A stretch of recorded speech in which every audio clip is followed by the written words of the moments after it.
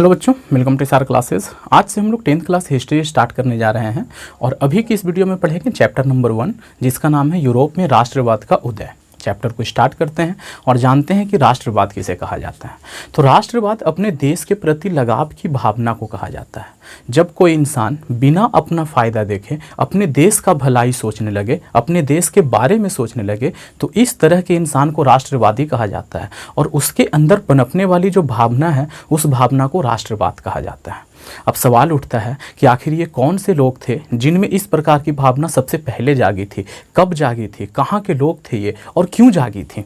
तो इन सब सवालों का जवाब अगर आप चाहते हो तो हमें जाना पड़ेगा आज से कुछ 100 वर्ष पहले, जब जमाना था राजा और महाराजाओं का, पूरे दुनिया पे उन्हीं का कब्जा था। जब कोई देश नाम का चीज़ नहीं हुआ करता था, एक क्षेत्र होता था, उस क्षेत्र पर किसी एक इंसान का राज होता था और वो इंसान वहाँ का राजा कहलाता था। राजा क्या होता था? सर्वे सर्वा होता था। सर्वे सर्वा किसे कहते हैं? जो वो बोल दिया वही कानून है, वो किसी से कोई मशवरा नहीं लेगा, जो वो बोलता है हर किसी को मानना पड़ेगा, कोई उसे टोक नहीं सकता। इतना पावर जिसके पास होता था वो राजा कहलाता था। अब राजा बहुत से ऐसे थे जो अच्छे थे, यानी कि अपने प्रजा का पूरा ख्याल रखते थे, तो प्रजा भी बदले में उन्हें पागलों की तरह प्यार करती थी। लेकिन उन्हीं सब राजाओं में से बहुत से ऐसे राजा थे जो कि निरंकुश थे, दुराचारी थे। उन्हें अपने प्रजा से कोई मतलब नहीं था, उन्हें अपनी सुख समृद्धि से मतलब था। अपनी सुख और समृद्धि के लिए वो प्रजा का बेहिसाब दोहन करते थे, प्रजा को तरह तरह से यातना देते थे। यातना देने का मतलब ये है कि उस पर ज़्यादा से ज़्यादा टैक्स लगा देना, बारिश हो या ना हो, फसल हो या ना हो, उसे टैक्स देना पड़ेगा, और भी तरह तरह से सताते थे प्रजा को। तो प्रजा उनसे त्रस्त आ गई थी और पूरे दुनिया में तकरीबन इसी तरह के राजा का राज्य था।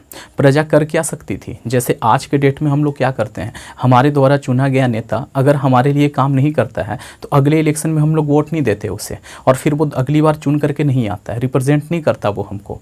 लेकिन उस ज़माने में ऐसा कुछ नहीं था। अगर राजा खराब है तो आप उसे हटा नहीं सकते, वो जब तक मर न जाए तब तक राजा रहेगा।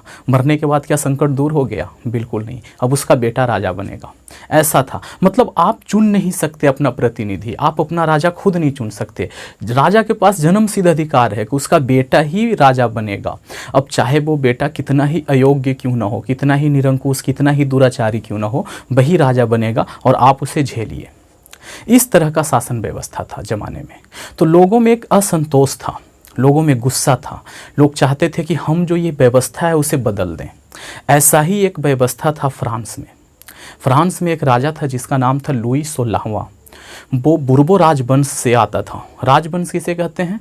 जैसे यहाँ पे मुगल आए, मुगलों ने क्या किया, अपना सल्तनत कायम किया और अपने राजवंश का एक नाम रखा, मुगल नाम रखा, है ना। बाबर आया था, उसने अपने राजवंश का नाम क्या रखा? मुगल रखा। उसी तरीके से फ्रांस में एक राजवंश था जिसका नाम था बुर्बो, और उसके बहुत से राजा ने फ्रांस पे राज किया था। राज करते करते लुई नाम का राजा था, वहाँ 16वां था वो, ठीक है। तो उसका राज चल रहा था, बड़ा निरंकुश था, बड़ा दुराचारी था, लोग परेशान थे, लोगों में बहुत गुस्सा था और लोग थोड़े से अक्लमंद भी हो गए थे। अब अक्लमंद क्यों हो गए थे ये हम लोग अगले टॉपिक में पढ़ेंगे। फिलहाल इतना जान लीजिए कि अक्लमंद हो गए थे और लोग धीरे धीरे एकजुट होने लगे। और जब एकजुट होकर के अपने देश के बारे में सोचने लगे कोई इंसान, तो क्या कहते हैं कि राष्ट्रवाद की भावना जाग रही है उसके अंदर। तो लोगों में राष्ट्रवाद की भावना जागने लगी। तो हम लोगों ने जाना कि सबसे पहले जो राष्ट्रवाद की भावना जागी थी वो कहाँ जागी थी? यूरोप में जागी थी। और यूरोप में भी कहाँ जागी थी? फ्रांस में जागी थी, ठीक है जी। तो फ्रांस का जो क्रांति हुआ था 1789 ईस्वी में, डेट याद रखिएगा। इसी क्रांति को राष्ट्रवाद का जन्मदाता माना जाता है। लोग कहते हैं कि राष्ट्रवाद का जन्म जो है वो यहीं से हुआ है। ऐसा नहीं कि राष्ट्रवाद इससे पहले था, नहीं था, लेकिन पूरी दुनिया के सामने एक ज्वलंत उदाहरण बन करके पहली बार 1789 के ये जो क्रांति हुआ था फ्रांस में, उस क्रांति के बाद आया था। इतना हम लोगों ने समझ लिया। 1789 में वहाँ क्रांति हुआ था, वहाँ से राष्ट्रवाद का उदय हुआ, ठीक है जी। अब देखिए कारण क्या था। कारण बताया कि जो राजा थे वो दुराचारी थे, तो पब्लिक में ये था, गुस्सा था। सबसे पहले कहाँ हुआ ये राष्ट्रवाद?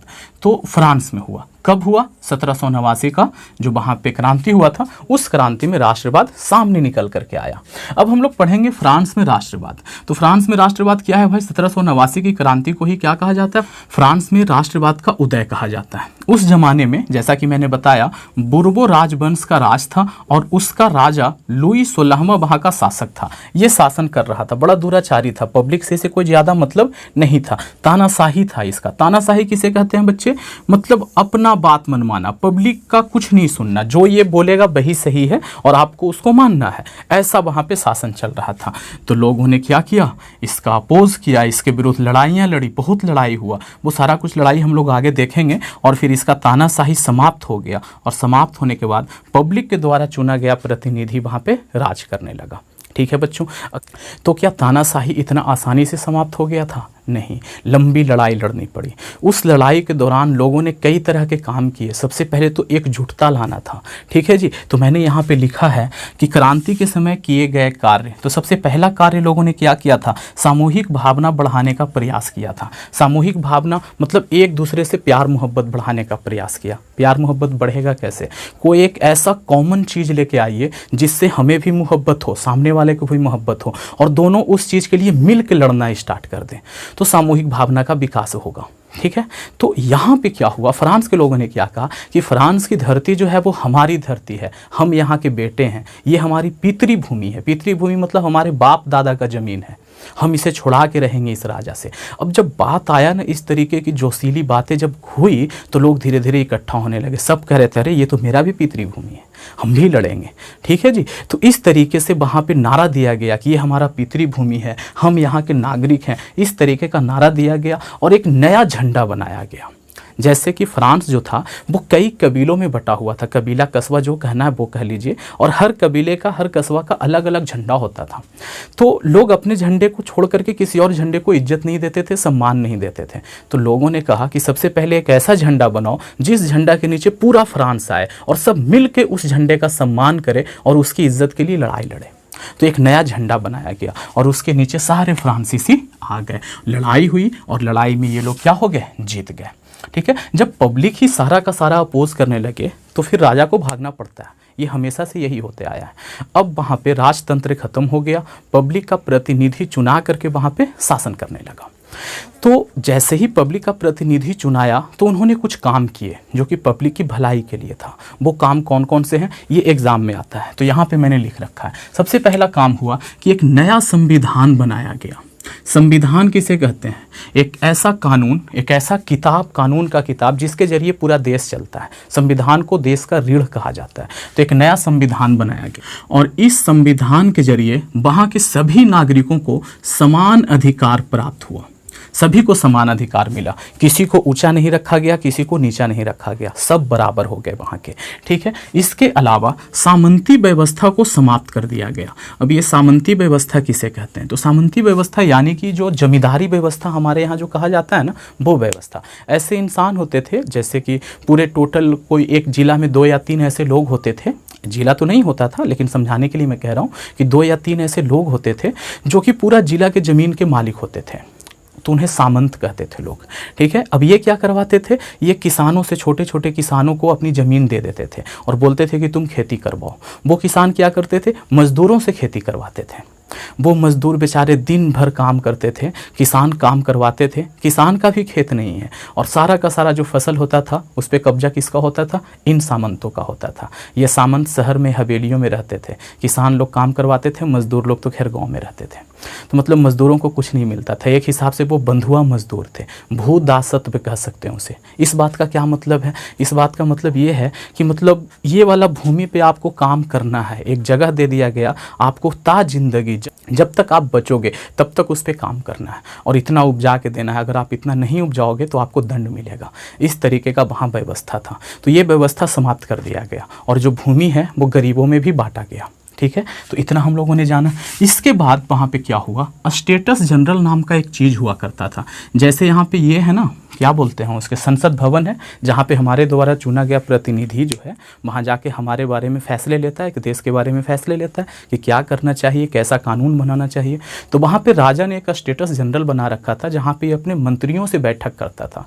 मंत्री कौन होते थे? राजा के चाटुकार होते थे, जो राजा की बड़ाई करते थे बात बात पे, आप ही सभी हैं, आप ही सही हैं, जो आप बोलें वही सही है। ऐसे लोग वहाँ पे उनके मंत्री बने हुए थे। तो वो क्या करते, जनता के बारे में फैसला, क्या जनता का अच्छाई देखते, कुछ अच्छाई नहीं होता था। तो जब वहाँ पे राजतंत्र खत्म हुआ तो स्टेटस जनरल को समाप्त कर दिया गया और एक नया तरह का असेंबली बनाया गया, जिसे कहा गया नेशनल असेंबली। और इस असेंबली में वैसे लोगों को भेजा गया जो जनता के बारे में सोचे, जो जनता का प्रतिनिधि था। वे लोग यहाँ गए और जनता के बारे में फैसला लेने लगे। वही लोग जो थे जो इस तरीके का यहाँ पे काम किए।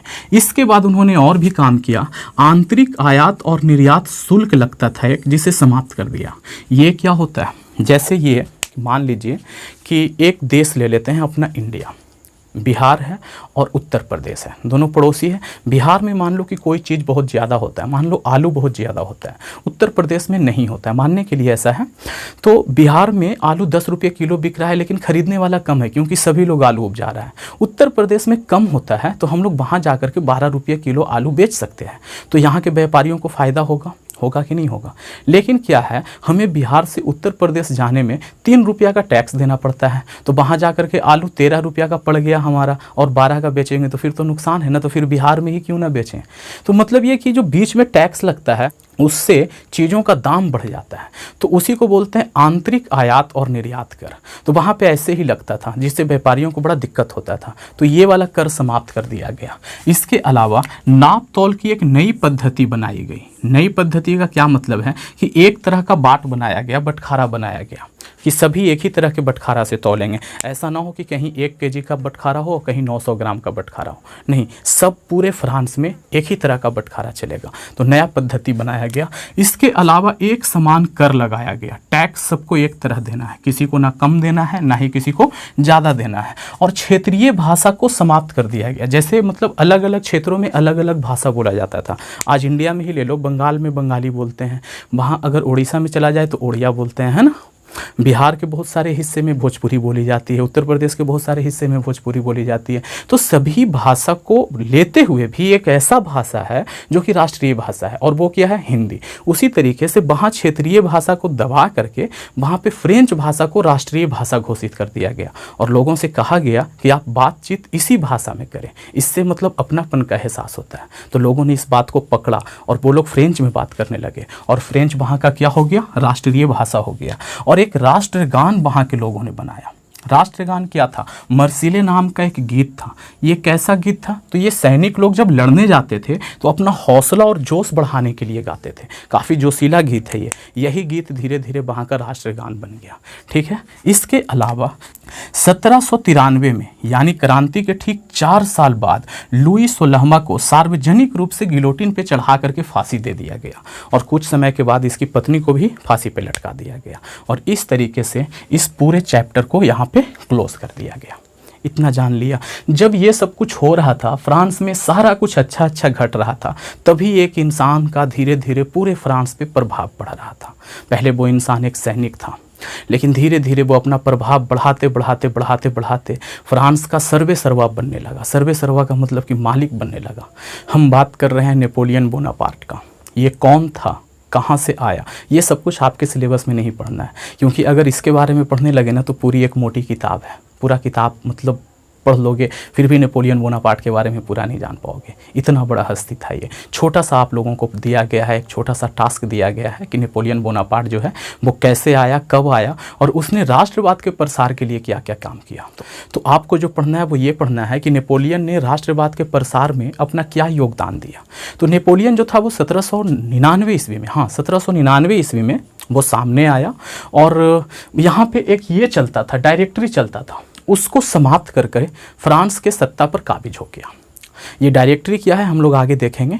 तो डायरेक्टरी को समाप्त करके 1799 में क्या हो गया, वो फ्रांस के सत्ता पे काबिज हो गया। और इससे ठीक 5 साल बाद यानी कि 1804 ईस्वी में वो फ्रांस का सम्राट बन गया।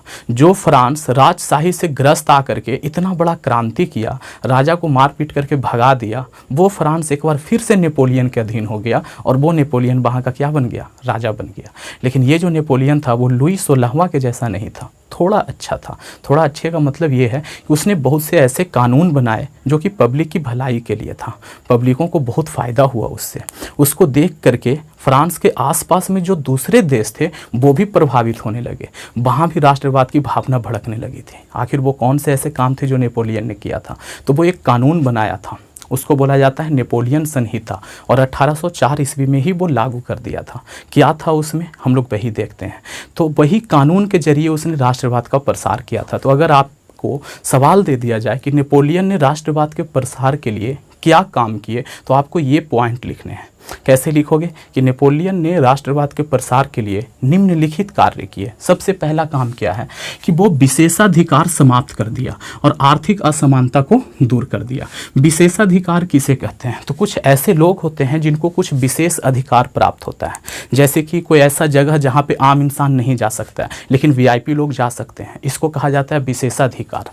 तो इस तरीके का विशेषाधिकार वहाँ भी था, उसको नेपोलियन समाप्त कर दिया अपने ये नेपोलियन संहिता के जरिए। कहा कि सब बराबर है, किसी को कोई विशेष अधिकार नहीं मिलेगा। और आर्थिक असमानता मतलब कि जो गरीब था उसको भी कुछ संपत्ति दिया गया, तो वो गरीब नहीं रहा, तो आर्थिक असमानता जो था उसको क्या कर दिया, दूर कर दिया। तो पब्लिक को बहुत फ़ायदा हुआ, पब्लिक बड़ी खुश हुई कि अरे वाह ये तो बहुत अच्छा हुआ। ठीक है जी। दूसरा क्या है, उसने अपने नेपोलियन संहिता के जरिए एक कानून बनाया और उसमें कहा गया कि सब समान है, कानून के नज़र में, कानून के समझ सबको बराबरी का अधिकार दिया।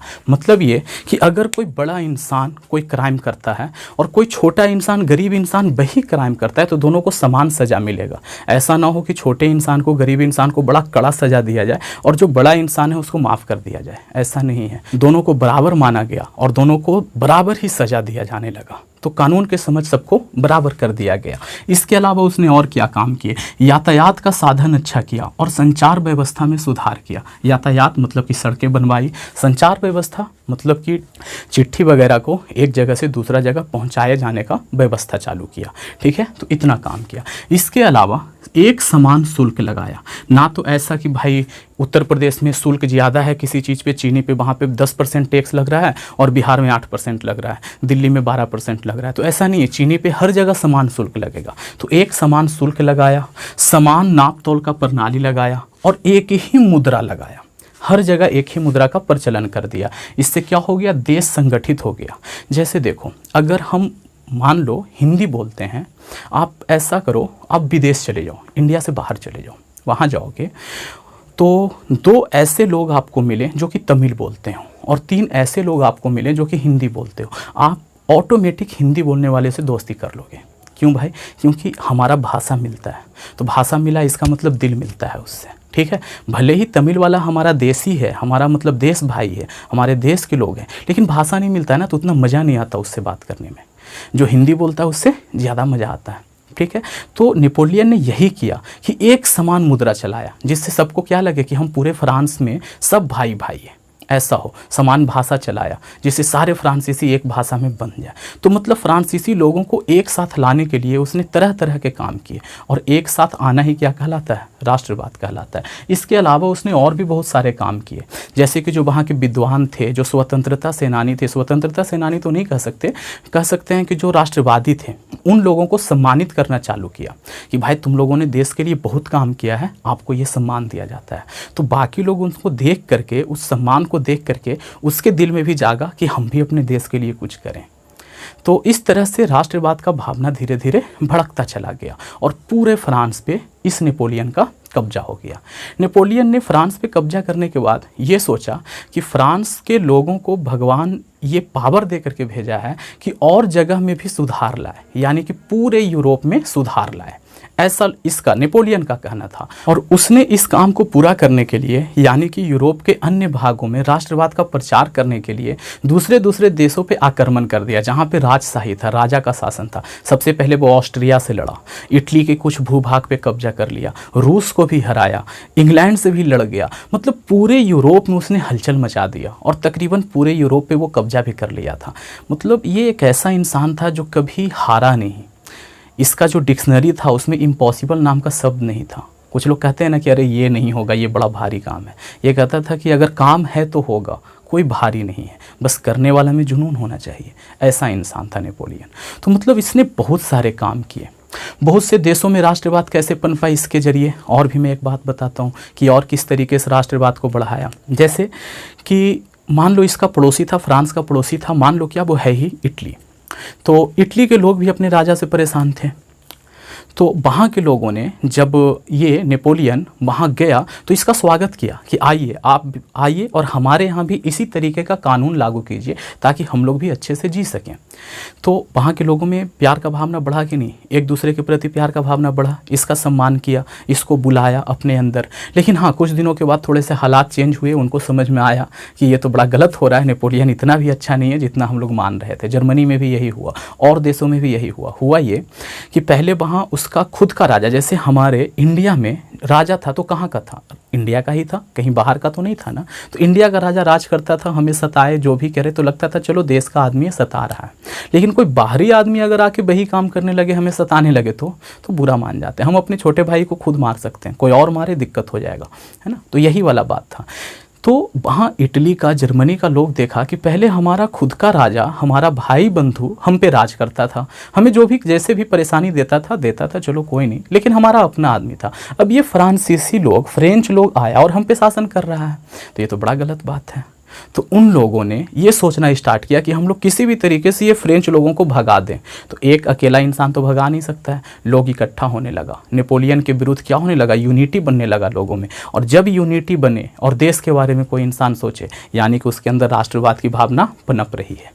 ठीक है, तो नेपोलियन के डर से बहुत से लोगों में, बहुत से देशों में राष्ट्रवाद का भावना पनपा कि नेपोलियन हमारे यहाँ अधिकार न कर ले, हमारे यहाँ कब्जा न कर ले।